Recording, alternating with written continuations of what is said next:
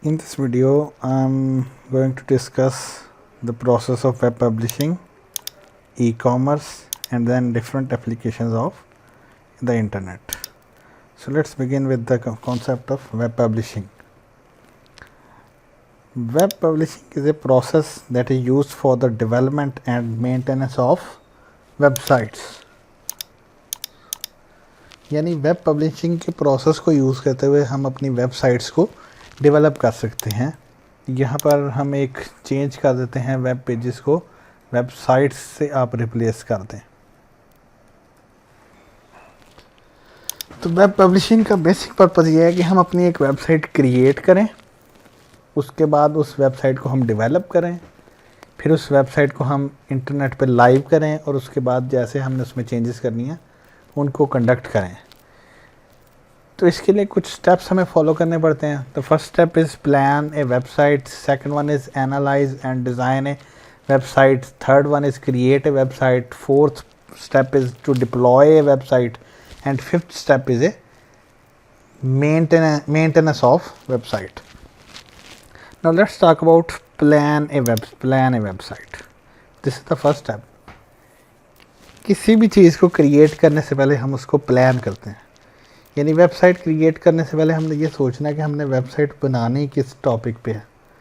क्या हम हेल्थ के टॉपिक पे क्रिएट करना चाहते हैं, क्या हम फोटोग्राफी के टॉपिक पे क्रिएट करना चाहते हैं, क्या हम स्टूडेंट्स को जनरल किसी भी चीज़ के बारे में इंट्रोडक्शन प्रोवाइड करने के लिए वेबसाइट बनाना चाह रहे हैं, या हम अपना कोई ऑनलाइन स्टोर ओपन करने जा रहे हैं.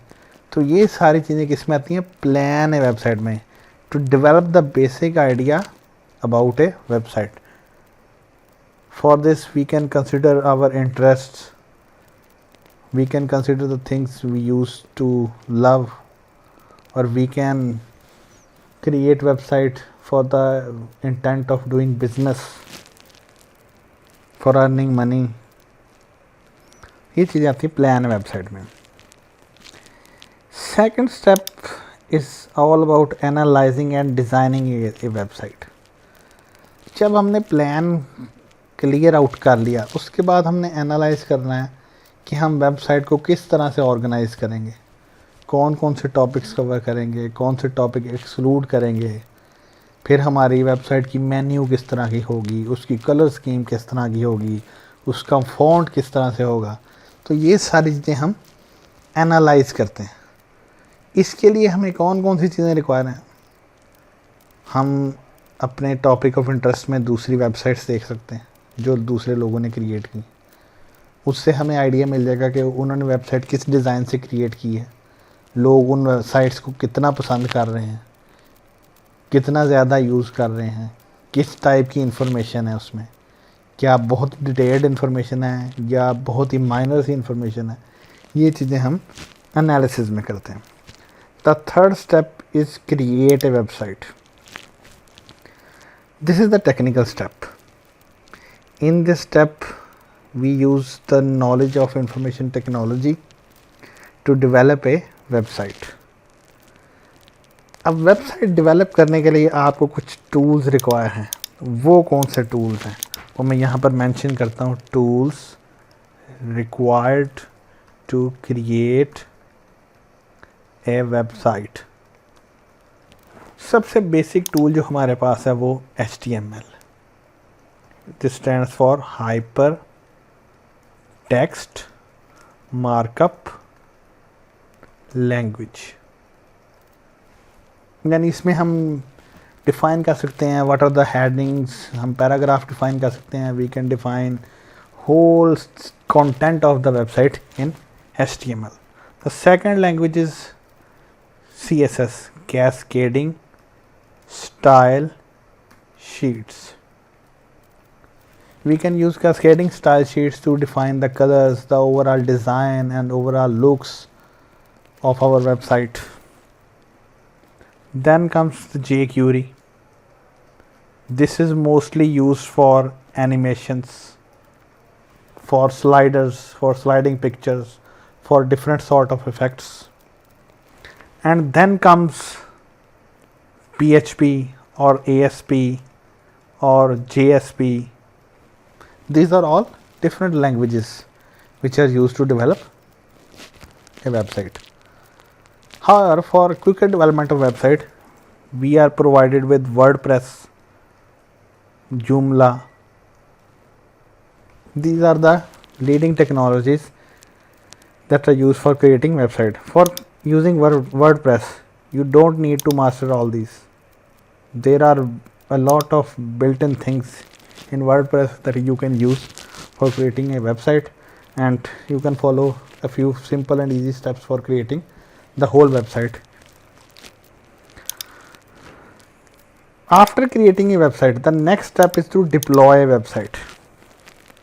Now, deploy a website means that you have to get a domain name and you have to get a hosting space on the server, and then you have to launch your website into live position. For web publishing, we need domain name. जैसे मैंने आपको पहले बताया कि हमने website plan भी कर ली, उसको एनालाइज भी कर लिया. अब हमने ये देखना है कि हमारी वेबसाइट का नाम क्या हो. तो ये नाम कौन डिसाइड करेगा? हम डिसाइड करेंगे. फॉर एग्जांपल मैं कहूँ कि मेरी वेबसाइट का नाम होगा abcd.com, तो ये डोमेन नेम. अब डोमेन नेम फ्री नहीं मिलते, इनको परचेज़ करना पड़ता. इनकी कोई कॉस्ट होती है. नो डाउट इतनी ज़्यादा कॉस्ट नहीं होती. On average $12 to $15 per year इनकी कॉस्ट होती है. लेकिन बाज़ डोमेन्स ऐसी होती हैं जो प्रीमियम डोमेन्स हैं, उनकी कॉस्ट $1000 में भी चली जाती. तो वेबसाइट प्लान करने के बाद उसे डिप्लॉय करने के लिए हमें सबसे पहले डोमेन नेम परचेज़ करना पड़ेगा. अब डोमेन नेम का मतलब ये है कि सिर्फ हमें नेम मिला कि हमारी वेबसाइट का ये नाम होगा. सेकंड जो हमें रिक्वायर है वो है hosting. You can call hosting as a storage space. We have got the domain name. We have already developed a website.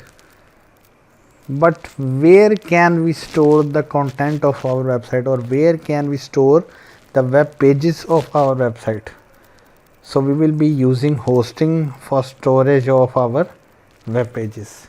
So hosting provides the basic storage mechanism for your website. All the web pages, all the images, all the videos, or all the audio files related to your website are stored in the hosting space.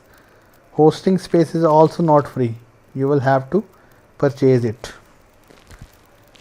For purchasing domain and hosting, there are different sites on the internet: GoDaddy, Namecheap, and HostGator. These are the three main and famous websites. You will find out many websites if you browse the internet.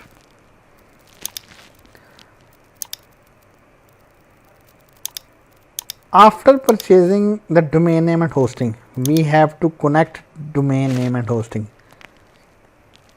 The IP address I was talking about will be given by the hosting, and we will connect the domain name to that hosting. It means the mapping of the domain name and the IP address will be done in this step. तो connecting domain name and hosting का basic meaning ये है कि domain name से हमें सिर्फ name मिला, hosting से हमें सर्वर में स्टोरेज स्पेस मिल गई जिसका कोई ना कोई IP एड्रेस है. अब इन सब को आपस में कनेक्ट करना पड़ेगा कि इस नेम के अगेंस्ट ये IP एड्रेस है. ये काम किस स्टेप में परफॉर्म करेंगे? Connecting domain name and hosting. अब थर्ड स्टेप हमारा सिंपल है. हमने सिंपल अपने वेबसाइट के जितने भी वेब पेजेस हैं, जितनी भी इमेजेस हैं, जितनी भी ऑडियो और वीडियो फाइल्स हैं, उनको होस्टिंग पे अपलोड कर देना है. और जैसे ही हम ये चीज़ें अपलोड करेंगे हमारी वेबसाइट लाइव हो जाएगी. उसके बाद स्टेप आता है maintain a website. Maintain a website means to do changes in the website. We can change different pages, we can change images, we can change audio, we can add new pages, we can delete some old pages, we can update some old pages. All these steps are covered under the head of maintain a website. So basically this is the whole idea for web publishing. Next topic is e-commerce. E-commerce stands for electronic commerce or electronic business. E-commerce is a business transaction that occurs over an electronic network. Computer network is an electronic network because all the communication devices and all the computing devices use electricity. That's why we call it e-commerce, to earn money by using electronic network. Commerce means to do business, to get some profit. And how you get profit? Through business transactions. You either sell something, you either purchase something, you lend something to any other person. All these come under the category of e-commerce. E-commerce में एक category आती है M commerce. M commerce means mobile commerce. To conduct financial transaction using mobile devices, mobile phones, tablet PCs, this is known as mobile commerce. जैसे कि हम लोग आजकल अपने मोबाइल्स पे मोबाइल बैंकिंग की ऐप्स यूज़ करते हैं, फूड पांडा ऐप यूज़ करते हैं, उसके अलावा हम उबर क्रीम यूज़ करते हैं. तो ये सारी जो आपकी एप्लीकेशंस हैं ये एम कॉमर्स को सपोर्ट करती हैं. ई कॉमर्स की 3 टाइप्स हैं. एक है business to business, second one is business to consumer and third one is consumer to consumer. अब हम इनको डिस्कस करते हैं. What is B to B commerce? B to B commerce stands for business to business commerce. In this sort of e-commerce, both the parties are business organizations. For example, we use Food Panda. Food Panda has a listing of restaurants in different cities of your country. When we order some food using Food Panda, the e-commerce between the Food Panda company and the restaurant is B2B commerce. यानी इसको आप ऐसे देखें ना, हम consumer हैं क्योंकि हमने कुछ चीज़ ऑर्डर करनी है, हमने मंगवानी है, हमने खानी है. हम किसके थ्रू ऑर्डर कर रहे हैं? फूड पांडा के थ्रू. लेकिन किसको ऑर्डर कर रहे हैं? किसी रेस्टोरेंट को. अब ये प्रोसेस कैसे चलता है? हमने फूड पांडा के थ्रू किसी रेस्टोरेंट को ऑर्डर प्लेस कर दिया. अब फूड पांडा ने रेस्टोरेंट के पास जाना है, उनसे फूड प्रिपेयर करवानी है, फिर उस फूड को पिक करना है और वो फूड ला के हमें प्रोवाइड कर देनी है. हम डायरेक्टली रेस्टोरेंट को पे नहीं करते, हम पे करते हैं फूड पांडा को. लेकिन फूड पांडा भी तो कुछ अमाउंट रेस्टोरेंट्स को पे करता होगा ना. तो फूड पांडा और रेस्टोरेंट के दरमियान जो कॉमर्स होगी वो बिजनेस टू बिजनेस कॉमर्स होगी. बिजनेस टू कंज्यूमर कॉमर्स क्या है? B2C commerce. One party is business and other party is an individual consumer. जैसे फॉर एग्जांपल हम फिर यही बात करते हैं कि मैंने फूड पांडा से फूड ऑर्डर की. मैं कंज्यूमर हूँ, फूड पांडा एक कंपनी है जो कि बिज़नेस कर रही है. मेरे और फूड पांडा के दरमियान जो कम्युनिकेशन होगी वो क्या होगी, या ई कॉमर्स होगी, वो क्या होगी? Business to consumer. इसी तरह आप दराज रोड पीके से कोई चीज़ परचेज़ करें. Daraz is doing business, it's a business organisation and you are the consumer. So the commerce between Draz.pk and yourself will be business to consumer commerce. The third type is C2C commerce, consumer to consumer. Both the parties taking part are consumers. Just like OLX, I need to sell my bike. मैं just एक add लगा दूंगा OLX पे. किसी दूसरे person को bike चाहिए, वो वहाँ से ब्राउज़ करेगा और मेरे साथ कांटेक्ट करेगा. तो इस टाइप की कॉमर्स को हम कंज्यूमर टू कंज्यूमर कहते हैं. ठीक है जी. नेक्स्ट हमारे पास आती हैं applications of world wide web. पहली एप्लीकेशन है email. Email stand for electronic mail. Email is the transmission of messages and files via a computer network. यानी आप किसी भी कंप्यूटर नेटवर्क को यूज़ करते हुए फाइल्स को भी सेंड कर सकते हैं, फाइल्स को रिसीव भी कर सकते हैं, किसी ऑडियो वीडियो किसी डॉक्यूमेंट को भी सेंड एंड रिसीव कर सकते हैं. इस प्रोसेस को हम कहते हैं इलेक्ट्रॉनिक मेल. अब इलेक्ट्रॉनिक मेल किस कंप्यूटर नेटवर्क को यूज़ करता है? तो आंसर सिंपल है, इंटरनेट को यूज़ करता है. ईमेल प्रोसेस के लिए आपको एक स्पेशल सॉफ्टवेयर चाहिए जिसे हम ईमेल प्रोग्राम कहते हैं. An email program allows you to create, send, receive, forward, store, print and delete email messages. जैसे gmail.com है, नो डाउट जीमेल जो है वो एक वेबसाइट भी है, लेकिन किस टाइप की वेबसाइट है, जो आपको फैसिलिटी प्रोवाइड करती है, जिसके थ्रू आप ईमेल्स क्रिएट करते हैं, ईमेल सेंड करते हैं, उसी के थ्रू आप ईमेल्स को रिसीव भी करते हैं। जो पहले से ईमेल स्टोर्ड हैं उनको डिलीट कर सकते हैं, उनको इम्पोर्टेंट आप डेजिग्नेट कर सकते हैं, प्रिंट कर सकते हैं। तो जीमेल को आप कह सकते हैं कि ये एक ऐसा सॉफ्टवेयर जो आपको ईमेल की फैसिलिटी प्रोवाइड करता है। So basically Gmail is an email program. अब यहाँ पर मैंने बात की कि we can attach files in the email. So there is a limit on the size of files. You can attach up to 25 megabyte in a single email. You can't attach files having space greater than 25 megabyte. So how we will send the files having size greater than 25 MB? ऐसी files जिनका size 25 MB से ज़्यादा, या ऐसा data जिसका size 25 MB से ज़्यादा, उसको हम ईमेल के थ्रू कैसे सेंड कर सकते हैं? तो उसके लिए हम ऑनलाइन स्टोरेज प्रोवाइडर्स यूज़ करते हैं, जैसे Google Drive, MediaFire, Mega NG, One Drive. अब ये जो ऑनलाइन स्टोरेज प्रोवाइडर्स हैं, ये फ्री के भी हैं, पेड भी हैं। जो फ्री हैं वो आपको लिमिटेड स्पेस देते हैं, जो पेड हैं उनमें आपको एडिशनल स्पेस मिलती है। How can we do it? First of all, we will upload the files to the online storage providers. Then we will generate a shareable link. The third step will be copy the link and paste it in the email address, and then we can send the email. The receiver can download the files directly from our online storage providers. They don't need to have their own storage space because we have given them the link of the files. So they can use that one. So हमारा simple process क्या बना कि अगर हमने 25 MB से ज़्यादा files भेजनी है तो या तो हम ऐसा करेंगे कि उन फाइल्स को अलग-अलग ईमेल में अटैच करें, जो एक डिफ़िकल्ट प्रोसेस है। तो सेकंड प्रोसेस क्या है कि हम ऑनलाइन स्टोरेज प्रोवाइडर्स को यूज़ करें। कुछ उनमें से फ्री हैं, कुछ पेड हैं।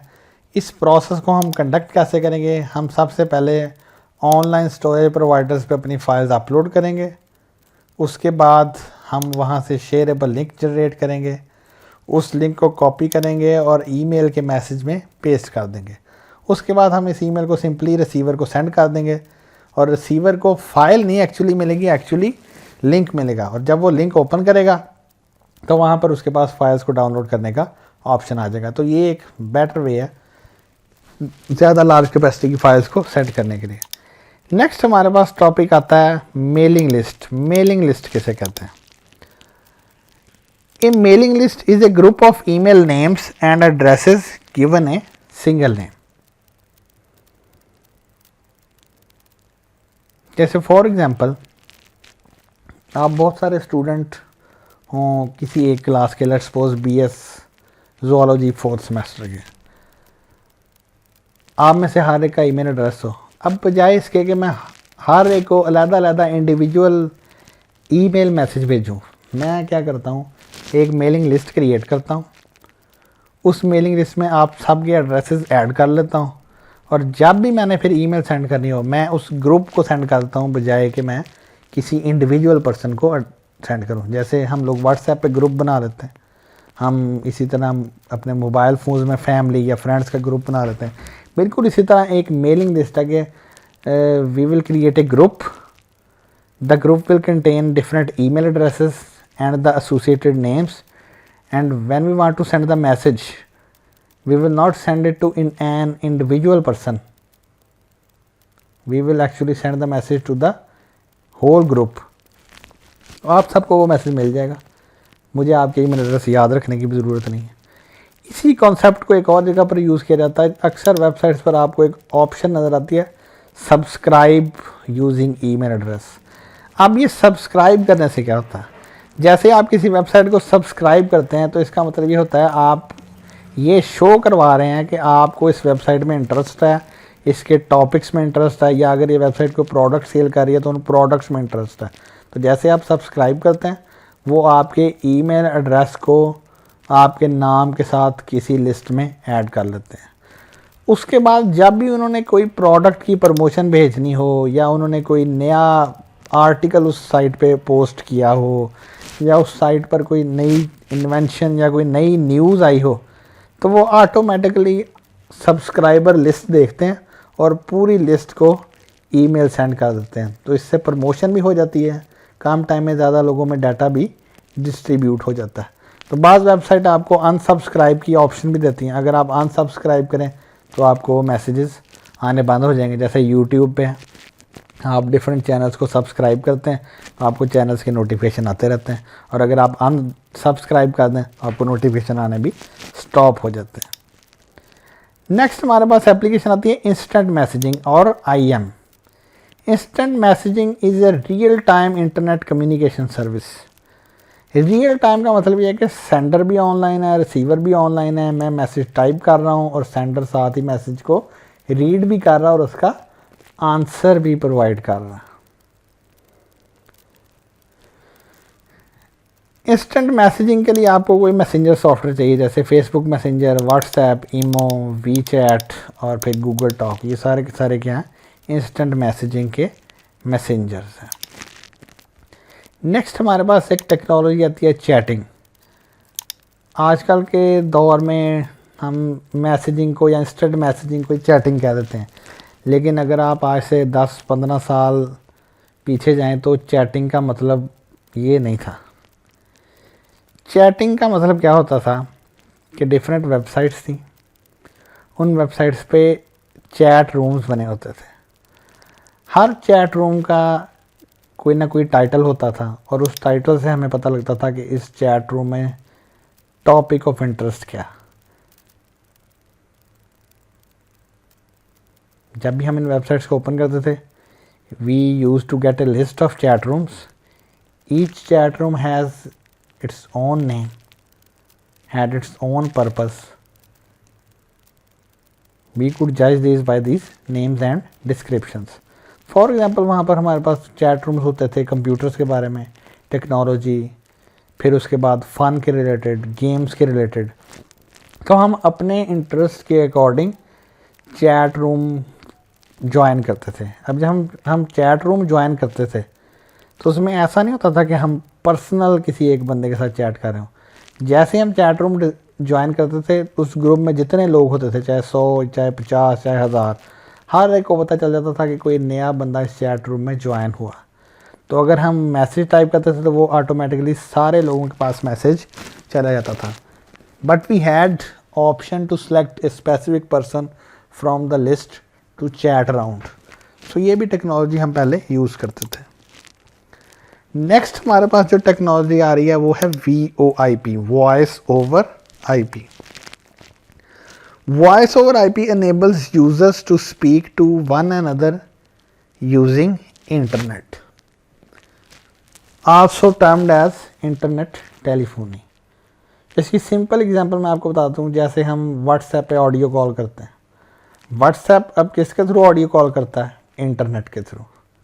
इंटरनेट के थ्रू भी हम बात कर रहे हैं, एक इंसान दूसरे इंसान से भी बात कर रहा है, हम एक ग्रुप कॉल भी कर रहे हैं, यानी हम IP को यूज़ करते हुए उस पर अपनी वॉइस को ट्रांसमिट कर रहे हैं। तो इसको हम इंटरनेट टेलीफोनी भी कहते हैं। तो इसके लिए डिफरेंट सॉफ्ट फोन्स हम यूज़ करते हैं, जैसे स्काइप यूज़ करते हैं, व्हाट्सएप भी सॉफ्ट फ़ोन है। इसी तरह हमारे पास जूम है मीटिंग कंडक्ट करने के लिए, गो टू मीटिंग है। बहुत सारे ऐसे सॉफ्टवेयर जो VoIP के लिए हम यूज़ करते हैं। नेक्स्ट हमारे पास आता है news group. In news group is an online area in which users have written discussion about a particular subject. आप इसकी एग्जांपल ऐसे ले लें कि ये एक चैट रूम है, लेकिन इस टाइप का चैट रूम है जिसमें हम न्यूज़ को डिस्कस कर रहे हैं। डिफरेंट लोग जो किसी एक टाइप की न्यूज़ में इंटरेस्ट हैं वो सारे इसमें डिस्कशन करते थे। और न्यूज़ ग्रुप में एक मैसेज बोर्ड होता था जिसके थ्रू ये सारी डिस्कशन कंडक्ट होती थी। अक्सर ये जो वर्चुअल यूनिवर्सिटी में लोग पढ़ते हैं इनको इस चीज़ का आइडिया है कि इनके सामने एक नोटिस बोर्ड होता है, तो तो अगर कोई टीचर कोई भी मैसेज ड्रॉप करे वो सारों को उस नोटिस बोर्ड पे LMS के थ्रू पता चल जाता है। नेक्स्ट हमारे पास एक कॉन्सेप्ट है FTP। FTP stands for File Transfer Protocol. What are protocols? Protocols are basically rules used for communication. So it is an internet standard that is used to upload and download files to or from computers on the internet. जब भी हम files को upload करते हैं या download करते हैं हम बेसिकली फाइल ट्रांसफ़र प्रोटोकॉल को यूज़ करते हैं। आप फेसबुक पर अपनी पिक्चर अपलोड करते हैं तो एक्चुअली फाइल ट्रांसफ़र प्रोटोकॉल के थ्रू करते हैं। आप इंटरनेट से कोई सॉन्ग डाउनलोड करते हैं तो फाइल ट्रांसफ़र प्रोटोकॉल के थ्रू डाउनलोड करते हैं। तो ऑपरेटिंग सिस्टम्स में FTP की कैपेबिलिटीज़ होती हैं। ये हम फ्यूचर में जाके देखेंगे कि प्रैक्टिकली हम FTP की कैपेबिलिटी को कैसे यूज़ कर सकते हैं। FTP की कैपेबिलिटी से होता क्या है, हम अपने कंप्यूटर को FTP सर्वर बना सकते हैं जिस पे हम डिफरेंट फाइल्स प्लेस कर सकते हैं और यूज़र को ये फैसिलिटी दे सकते हैं कि वो यहाँ से फाइल्स अपलोड भी करे और डाउनलोड भी करे। जैसे मैंने इस सीरीज़ की फर्स्ट वीडियो में डिस्कस किया था filehippo.com, जहाँ पर ग्रुप ऑफ सॉफ्टवेयर मौजूद हैं, आप डाउनलोड कर सकते हैं। तो that's basically an FTP server. Next हमारे पास जो टॉपिक है वो है netiquette. Netiquette is the code of acceptable internet behaviour. Internet क्योंकि एक ग्लोबल नेटवर्क है, इस पे ग्लोबल कम्युनिटी है, दुनिया जहान के लोग हैं, तो इंटरनेट पे बिहेव करने के लिए, इंटरनेट पे लोगों से बात करने के लिए हम सर्टन रूल्स यूज़ करते हैं। उन रूल्स को हम नेटिक्विट कहते हैं। जैसे कि ये कुछ रूल्स हैं, तो बल्कि मैं नेक्स्ट स्लाइड में प्लेस कर देता हूँ फॉर बेटर विजिबिलिटी। अब कॉमन नेटिक्विट रूल्स क्या हैं? जैसे ईमेल के लिए netiquette rule, keep messages brief, use proper grammar, spelling and punctuation. क्योंकि हम ईमेल ज़रूरी नहीं कि अपने दोस्त को सेंड करें, हम ज़रूरी नहीं ईमेल अपने टीचर को सेंड करें, हम ईमेल किसी फॉरेन पर्सन को भी सेंड कर सकते हैं जो शायद हमें ना भी जानता हो। तो इसके लिए ग्रामर और स्पेलिंग को प्रॉपरली यूज़ करना ज़रूरी है ताकि वो आपके मैसेज को अंडरस्टैंड कर लें। Next, be careful when using sarcasm and humour.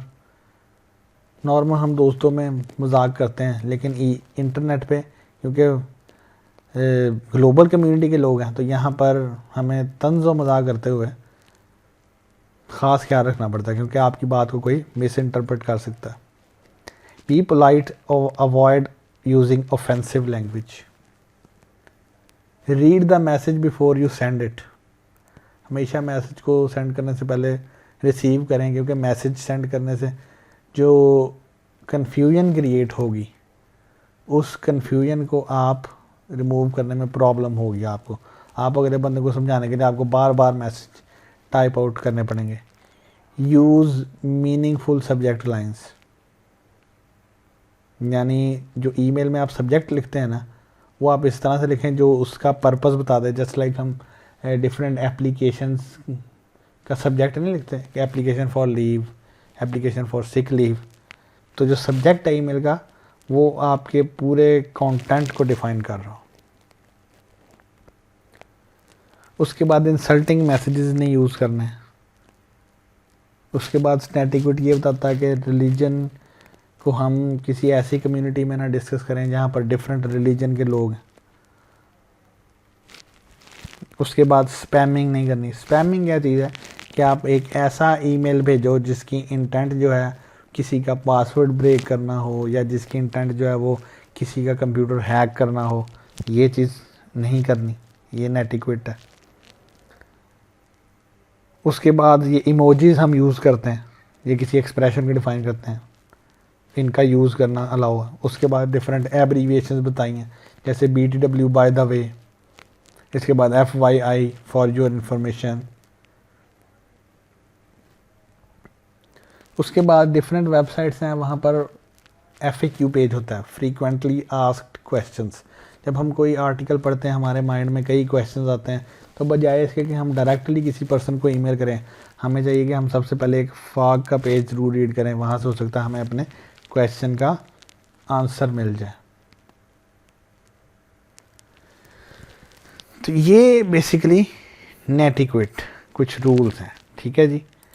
तो ये हमारा ओवरऑल आर्टिकल था इंटरनेट और उसकी एप्लीकेशंस के बारे में।